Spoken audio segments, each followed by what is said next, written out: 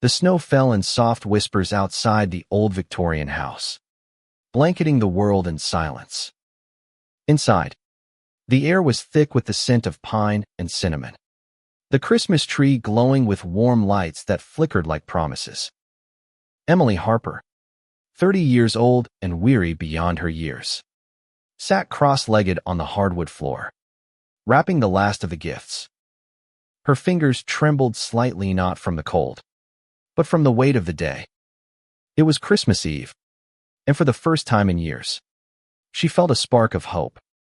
The gifts weren't extravagant: a hand-knitted scarf for her mother-in-law, Beatrice, a leather-bound journal for her husband, Tom, and a small, silver locket for her daughter, Lily. Each was chosen with care, a quiet rebellion against the strain that had defined her life in this house. Beatrice, Tom's mother, had lived with them for 5 years, ever since her husband passed. At 72, she was a force of nature, sharp-tongued, unyielding, and fiercely protective of her son. Emily had tried, God knows she had, to build a bridge between them. But Beatrice's love for Tom came with a shadow, a belief that Emily was never quite good enough. The house, a sprawling relic of Beatrice's family, was a constant reminder of that. It had been gifted to Tom and Emily after their wedding. But Beatrice never let Emily forget whose name was etched into its history. "This house has been in my family for generations," she'd say, her voice like gravel. "Don't you dare let it fall apart."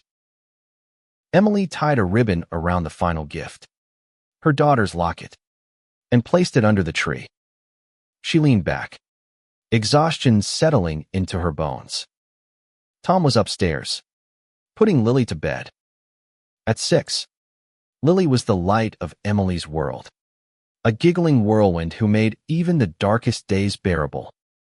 Emily glanced at the clock, 11:30 p.m. Soon, Tom would come down, and they'd share a quiet moment, maybe a glass of wine, before the chaos of Christmas morning. She smiled at the thought, unaware of the storm brewing just beyond her reach. The creak of the staircase snapped her out of her reverie. Beatrice descended, her silver hair catching the firelight, her face set in a hard line. She carried a large canvas bag, the kind used for groceries, slung over her shoulder. Emily's stomach twisted. Beatrice didn't speak as she crossed the room, her steps deliberate, and began gathering the gifts from under the tree. The scarf, the journal, the locket, each one disappeared into the bag with a rustle of wrapping paper. Emily froze, her breath catching in her throat. "Beatrice, what are you doing?" Her voice was soft, disbelieving. Beatrice didn't look up. "These gifts aren't suitable. I've decided they won't do." Emily stood, her heart pounding. "Not suitable. I spent weeks choosing them. They're for Tom and Lily. You can't just—" "I can," Beatrice snapped, her eyes flashing. "This is my house, Emily.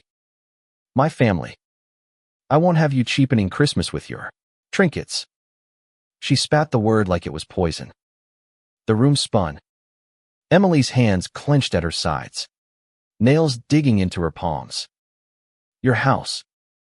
We've lived here together for years. I've poured my heart into this place, into this family.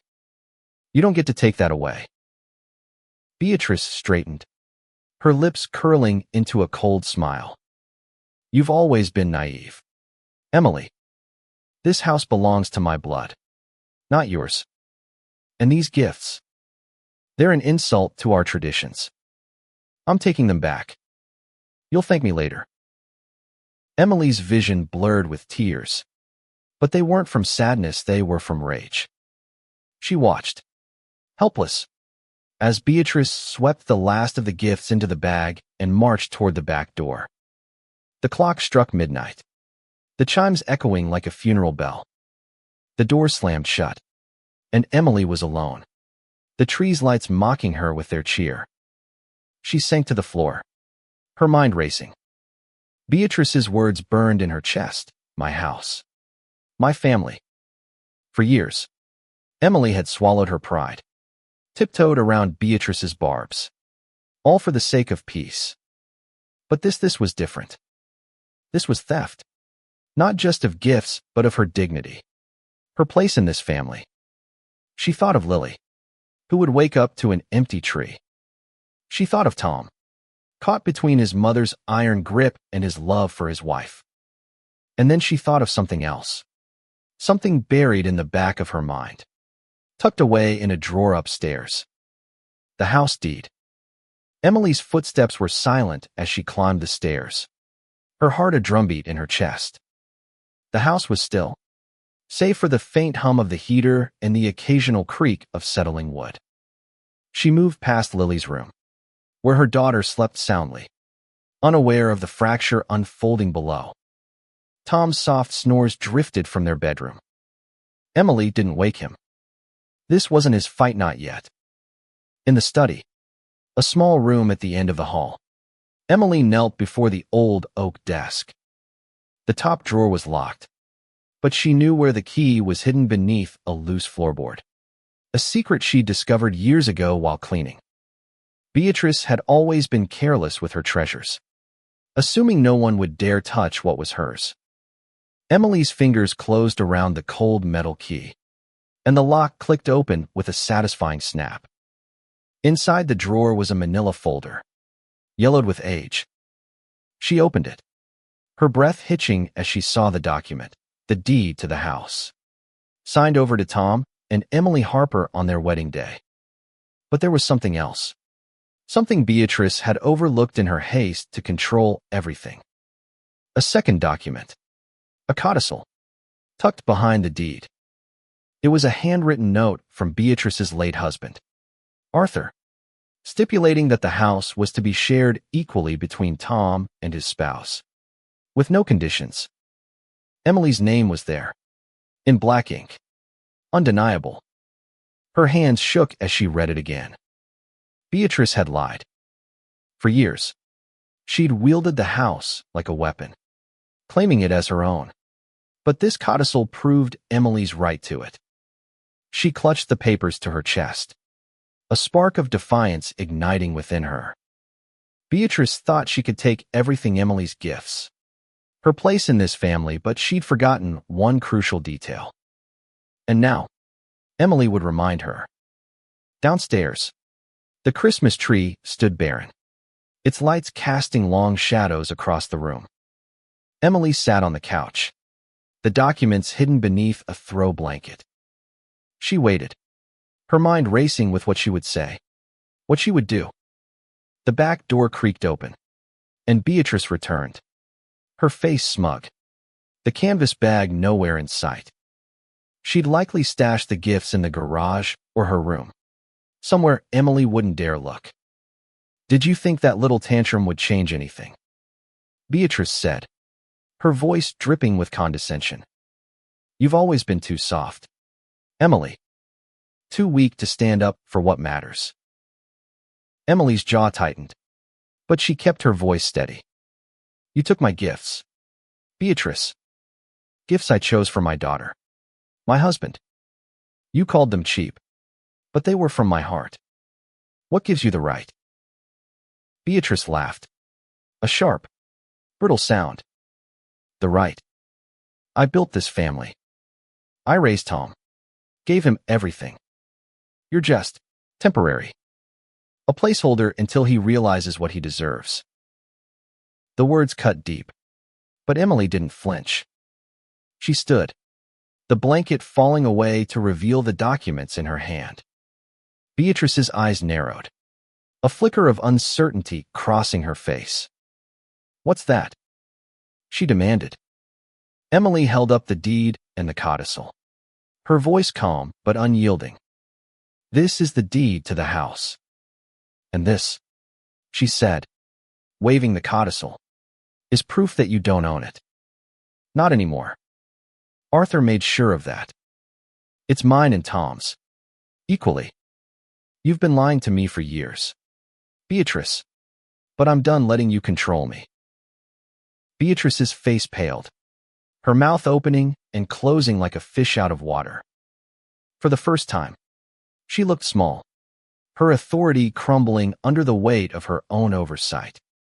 Emily felt a surge of power, not the cruel kind Beatrice wielded, but something quieter, stronger, a resolve to reclaim what was hers. I'm not asking you to leave, Emily said, her voice softening but firm. This is your home, too. But you don't get to take what's mine anymore, not my gifts, not my family, not my place here. Tomorrow, we're going to have Christmas, and those gifts will be under the tree. Do you understand? Beatrice didn't answer. She turned and stalked upstairs, her silence louder than any argument. Emily exhaled, her body trembling with the aftershock of her stand. She didn't know what tomorrow would bring, but for the first time in years, she felt like she belonged in this house. Christmas morning dawned cold and bright, the snow outside sparkling under a pale sun. Emily woke early, her body aching from a restless night. The confrontation with Beatrice replayed in her mind, each word a stone in her chest. But there was no time to dwell. Lily would be up soon, her eyes wide with the magic of Christmas, and Emily would not let Beatrice steal that from her. She crept downstairs, the deed and codicil safely tucked back in the drawer. The tree stood empty, a silent accusation. But Emily had a plan. She slipped out to the garage, her breath visible in the frigid air. The canvas bag was there, hastily stuffed behind a stack of old boxes. Emily's heart lifted as she pulled out the gifts, the scarf, the journal, the locked all intact. She carried them inside, arranging them carefully under the tree, each one a small victory. By the time Lily bounded downstairs, her pigtails bouncing, the living room was transformed. The gifts sparkled under the tree, and Emily had added a tray of hot cocoa and cookies on the coffee table. Tom followed, rubbing sleep from his eyes, his face breaking into a smile at the sight. Mommy, look, Lily squealed, diving for the locket. It's so pretty. Emily knelt beside her, brushing a strand of hair from her daughter's face. It's for you, sweetheart, to keep your heart close to mine. Tom wrapped an arm around Emily, his warmth grounding her. You did good, Em, he whispered, his voice thick with emotion. He didn't know about the confrontation yet, and Emily wasn't sure how to tell him. But for now, this moment was enough. Beatrice appeared at the foot of the stairs, her face unreadable. She wore a stiff sweater, her hair pulled back tightly, as if armoring herself for the day. Lily ran to her, holding up the locket. Grandma, look what Mommy got me. Beatrice's eyes flickered to Emily, then back to Lily. Very nice, she said, her voice clipped. She sat in the armchair, watching as Lily tore into the gifts. But she didn't join in. Emily felt a pang of guilt. Beatrice was family, after all, but it was quickly overshadowed by the memory of her cruelty. The morning passed in a blur of laughter and wrapping paper. Tom loved the journal, flipping through its pages with a quiet reverence. I'll write our story in this, he said, kissing Emily's forehead. She smiled, but her eyes kept drifting to Beatrice, who sat like a statue, her silence a storm waiting to break. After lunch, when Lily was napping and Tom was clearing dishes, Emily approached Beatrice. The older woman was in the kitchen, staring out the window at the snow-covered yard. Emily took a deep breath, steeling herself. We need to talk, she said. Beatrice turned, her eyes cold. What's there to say? You think you've won because you found some old paper. It's not about winning, Emily said, her voice steady. It's about respect. I'm not your enemy, Beatrice. I'm Tom's wife. Lily's mother. I belong here, whether you like it or not. But I want us to find a way to live together. For Lily's sake. Beatrice's lips thinned, but she didn't argue. For a moment, Emily thought she saw a flicker of vulnerability in her eyes. A crack in the armor. You don't understand what this house means, Beatrice said finally, her voice low. It's all I have left of him. Emily softened, remembering Arthur's kind eyes, his gentle laugh. I know, she said, and I'm not trying to take that from you. But you can't take my family from me, either. Beatrice didn't respond, but she didn't look away. It wasn't peace. Not yet. But it was a start. The days after Christmas were fragile, like walking on thin ice. Emily went about her routine cooking, cleaning, playing with Lily, but the air in the house felt charged, as if one wrong word could spark a fire. Beatrice kept her distance, retreating to her room or the garden, her silence louder than any argument. Tom sensed the tension but didn't press, and Emily was grateful. She wasn't ready to unravel the whole story, not when she was still processing it herself. One afternoon, while Lily was at a friend's house, Emily found herself alone in the study. The deed and codicil spread out on the desk. She traced her name on the page, marveling at how something so small could hold so much power. It wasn't just about the house, it was about her place in it, her right to be seen. For years, she'd let Beatrice's words chip away at her, but now she felt a quiet strength growing inside her. The door creaked, and Tom stepped in, his brow furrowed. Em, what's going on? You've been different since Christmas. She hesitated, then handed him the documents. As he read, his eyes widened, then darkened with a mix of anger and sadness. She told me the house was hers, he said, his voice low. All these years, she let me believe. I know, Emily said, touching his arm. She's your mother, Tom. She's grieving, in her own way. But that doesn't give her the right to hurt us. Tom nodded, his jaw tight. I'll talk to her. This stops now. That evening, Tom confronted Beatrice in the living room. Emily stayed upstairs, listening to the muffled voices below.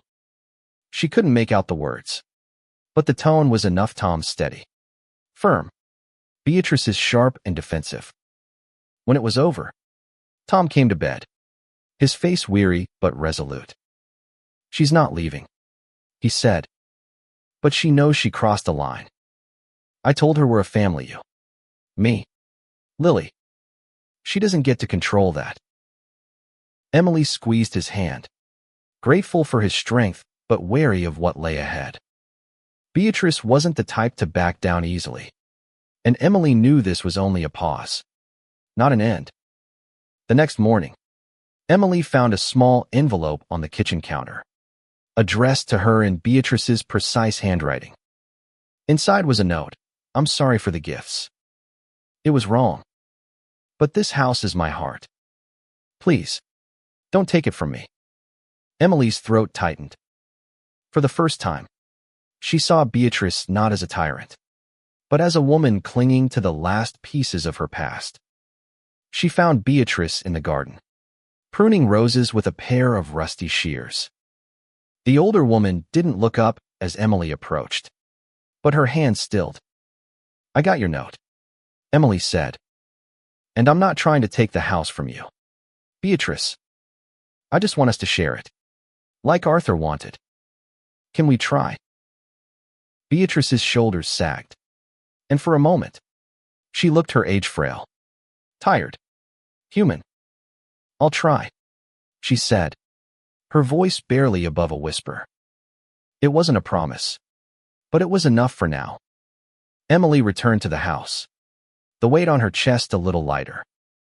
She knew the road ahead would be rocky, but she'd found her voice, and she wouldn't let it be silenced again. Winter gave way to spring, and the house began to feel less like a battlefield. Beatrice was still prickly, her words sometimes sharp, but she no longer spoke of the house as hers alone. Emily noticed small Changiza cup of tea left on the counter for her. A photo of Arthur placed on the mantel with a frame Emily had chosen. They were tentative steps, like a dance neither woman fully trusted. Lily, oblivious to the undercurrents, brought them together in her own way. She dragged Beatrice to the kitchen to bake cookies, or insist Emily join them for story time. One evening, as they read The Velveteen Rabbit, Beatrice's voice cracked while reading about love making things real. Emily caught her eye, and for a moment, they understood each author a mother and a grandmother, both fighting for their place in Lily's heart. But the past wasn't so easily buried.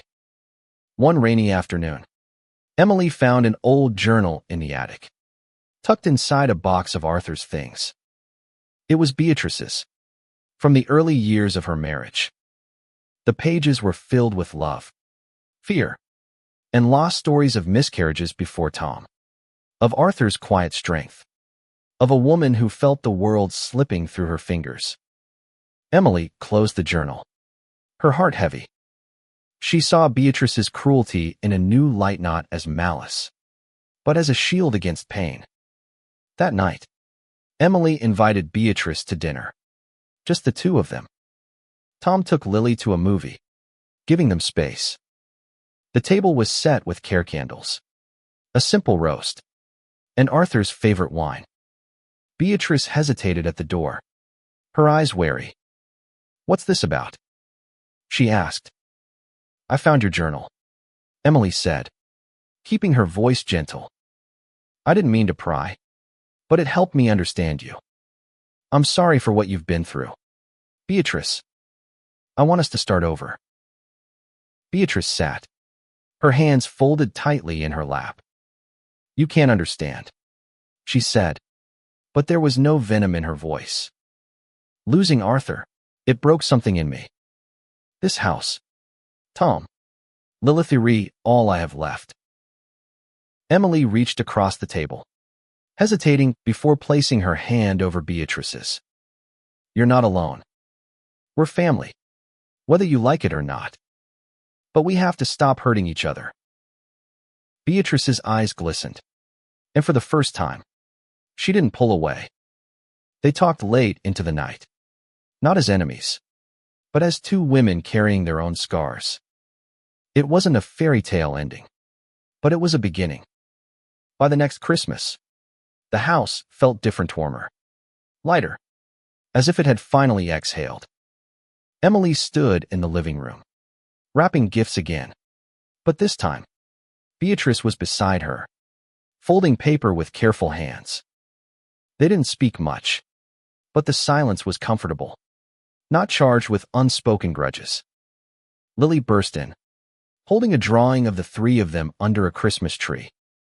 "It's for both of you," she said, beaming. Emily and Beatrice exchanged a glance, a shared smile breaking through years of tension. The tree was fuller this year, with gifts from all of them. Emily had chosen a photo album for Beatrice, filled with pictures of Arthur, Tom, and Lily, a reminder of the love that tied them together. Beatrice, in turn, had knitted a blanket for Emily, its stitches imperfect but heartfelt. As midnight approached, Emily caught Beatrice's eye. "No taking these back," she said, half teasing. Beatrice chuckled, a rare, genuine sound. "Not this time." When Christmas morning came, the house was alive with laughter. Tom played carols on the old piano. Lily tore through wrapping paper, and Beatrice joined in, her face softer than Emily had ever seen. The deed and codicil remained in the drawer, a silent reminder of the battle they'd fought, but they no longer needed to wield it. Emily watched her family, her heart full. She'd taken back more than a house deed. That Christmas Yvesht reclaimed her place, her voice, her family. And in doing so, She'd given Beatrice something. Too, a chance to heal. To belong again. The house, with its creaking floors and faded wallpaper, was theirs. Together. Not a prize to be won, but a home to be shared. As the snow fell outside, Emily tucked Lily into bed, the locket gleaming around her daughter's neck. Downstairs, Beatrice lingered by the tree, her fingers tracing the edge of the photo album. Emily joined her, and for a moment, they stood in silence, the lights casting a gentle glow around them. "Thank you," Beatrice said, her voice soft, "for not giving up on me." Emily smiled, her eyes stinging. "Merry Christmas, Beatrice." And in that moment, they were family, not perfect, but real.